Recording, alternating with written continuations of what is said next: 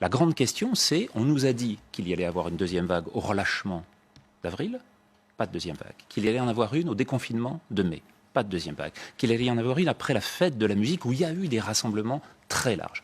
Il n'y en a pas une non plus. Les clusters n'ont pas été suivis d'une augmentation de la mortalité. Or, une pandémie se mesure au taux, malheureusement, de patients qu'elle emporte.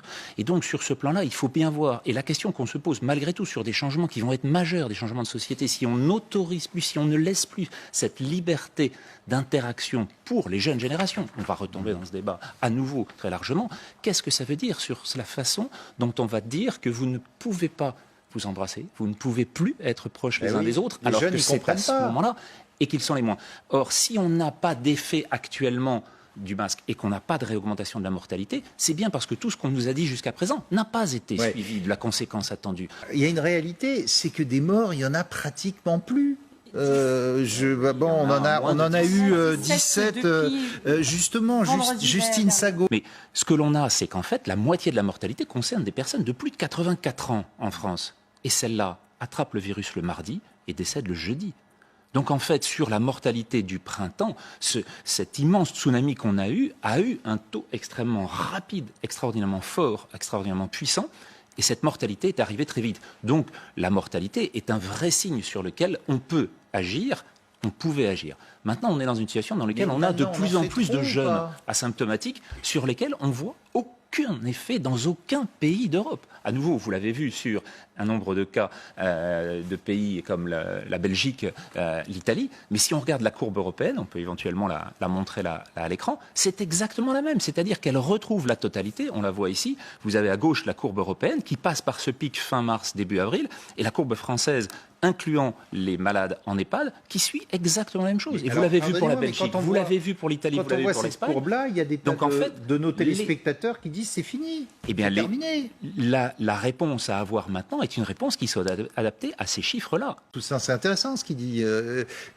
On va avoir des tas de vaccins, parce que ça semble quand même en prendre la voie, mais comment on sait quel est le meilleur, lequel il faut prendre, lequel il faut acheter, est-ce qu'il faut faire un cocktail Ça va être compliqué, il y en a plus de 120 actuellement qui sont en test, certains sur les mêmes cibles d'ailleurs, sur l'ARN, sur les protéines de membrane, sur d'autres.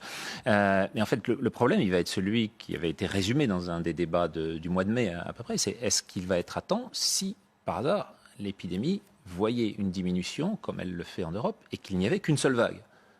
Si c'est le cas... Ça veut dire qu'il ne servira à rien ? Ça veut dire qu'il ne servira à rien. Ça a été le cas pour le SARS. Ça a été le cas pour le SARS-1, sur lequel, en 2008, les publications ont montré qu'il n'y avait plus de SARS-1. Bon. Le masque partout. C'est qu'on n'a aucune argumentation réelle pour pouvoir soutenir cette décision. C'est-à-dire que même l'interdiction des plages la nuit à Quiberon ou au Sable d'Olonne, ça n'a aucun intérêt, ça n'aura aucun effet. Le seul endroit où on doit être pour ne pas attraper le virus, c'est sur la plage. C'est justement là, c'est dans ce domaine-là où on va avoir... sauf si la plage est bondée, pardonnez-moi. Sur les plages d'Atlantique. En particulier sur les plages d'Atlantique. On a eu ce débat au mois d'avril. Même Éric Côme l'avait dit ici. Ce qu'il faut faire dans l'hiver à ce moment-là, c'est déconfiner. Il avait dit que c'était à l'endroit où il fallait avoir le plus d'air possible, le plus de disponibilité, alors que c'était interdit à l'époque. On était dans un débat à l'opposé de la réalité du risque. La seule chose qui compte, c'est quelle est l'importance de la circulation d'un virus mortel. Ça l'a été au mois de mars. Ça ne l'est plus au mois de juillet. Or, prendre des décisions sous prétexte qu'il y a une augmentation du nombre de cas parce qu'on va les chercher en Belgique, de la même façon qu'on va les chercher dans un très grand nombre de pays du monde. Et cette augmentation-là, on la voit dans la totalité du monde, alors que le nombre, c'est-à-dire la létalité, le rapport du mort par rapport au nombre de contaminés, ne cesse de diminuer depuis 2 mois, dans le monde entier. Mais donc il a tort, donc, Olivier Véran, quand il dit qu'il vaut mieux porter le masque. Il n'a aucun argument scientifique pour le faire. Et donc là, on est dans le politique. On est dans du politique qui est de dire, face à des situations, et vous le disiez tout à l'heure, il fait de la politique. Ces hypothèses viennent progressivement se trouver totalement confrontées à une réalité qui les dépasse. Ça a été l'intensité de la première vague, minimisée ou maximisée. Elle a été maximisée par les estimations initiales. En fait, on a eu beaucoup moins de morts que ce qui était attendu. Et donc ces mesures qui ont été prises, pardonnez-moi, beaucoup moins que les 500 000 qui étaient attendus pour la France, 510 000 pour la Grande-Bretagne. C'est ce qu'on avait dit au gouvernement, par exemple. exemple Et 70 000 pour la Suède, qui, elle, n'a pas confiné et n'en a connu que 5 500 à 6 000 actuellement à la fin de la phase pandémique, exactement comme le reste des pays européens, à un taux un peu supérieur à celle de ses voisins. Mais par rapport à l'ensemble des éléments, ce qui a été considéré comme le point majeur, qui était celui de la préservation sanitaire coûte que coûte, à n'importe quel prix, finalement, c'est ce prix-là maintenant qu'on va avoir.